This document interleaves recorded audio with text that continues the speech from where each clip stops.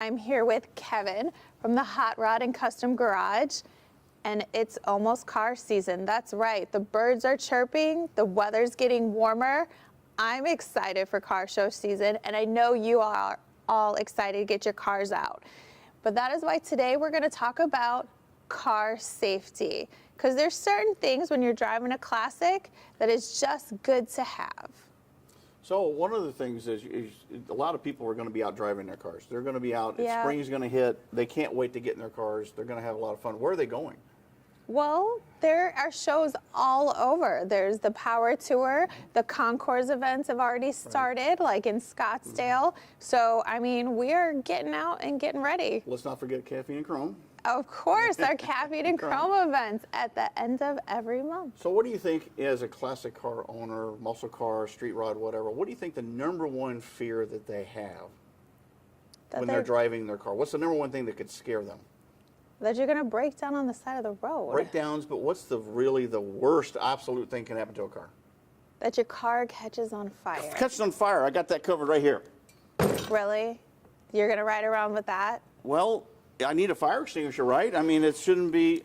Oh, okay. You really only need something okay. like right, this. Fine. All right. So a fire extinguisher is extremely important. Didn't you mention earlier that some actual car shows require? Yeah, like the Amelia Concours event, they require fire extinguishers, and I would guess that most of the other ones do too.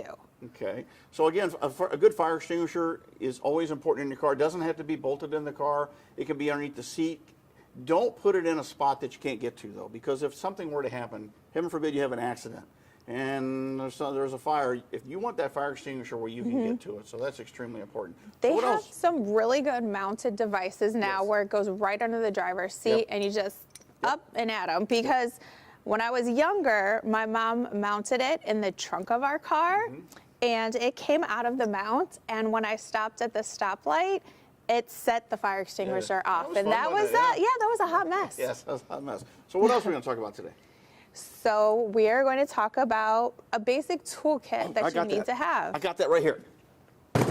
Why are guys always overcompensating for things? Well, you're going to tell me I can't put this in the car? I got to have all the tools. I got to have everything I can fix on the side of the road. Now, I like my purses big, but I prefer my tools more compact. In fact, most of the classic cars are smaller. That's true. So what are the things that we would put in the toolkit? Let's go through some of the stuff we have on the table here. Well, we have some hose clamps, some wire, some basic tools, duct tape. I got duct tape. No, you really only need this much. Oh, okay. Sorry. Yeah. Duct tape is good for everything, man. What?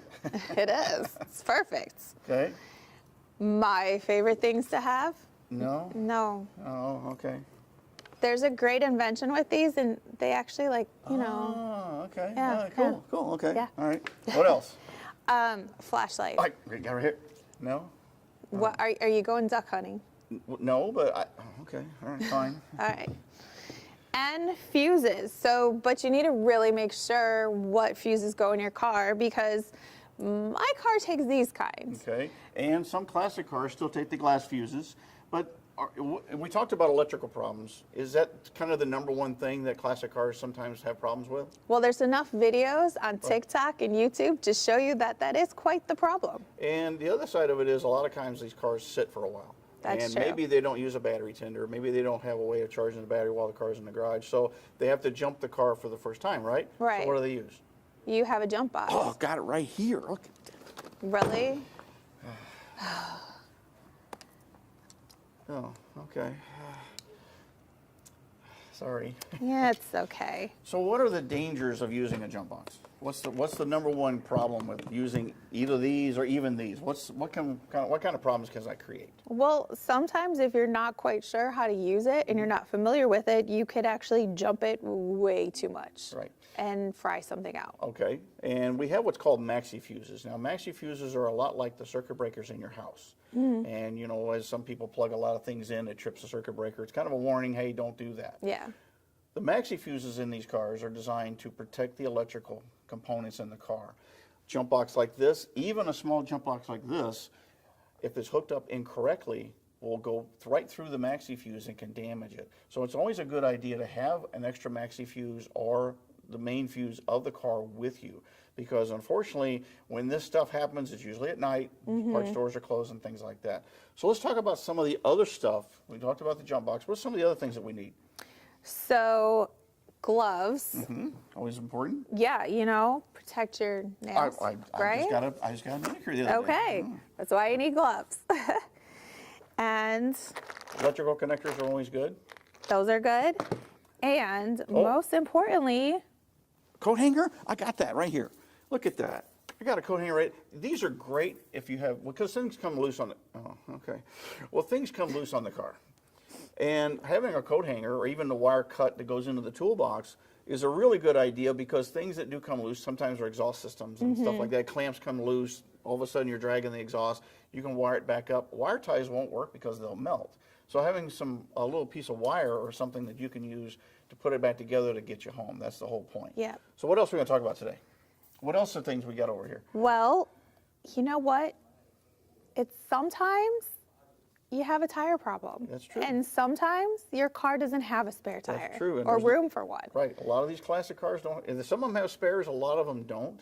And sometimes people, out of necessity, they take the spare out because they're traveling. They got luggage, and I've got all my stuff I have to take, and stuff like this. So they'll take the spare out. The tire seal works really good. There's another kit that's made by Slime that's actually got a little compressor in it and things like that. Works really, really good to get you back on the road.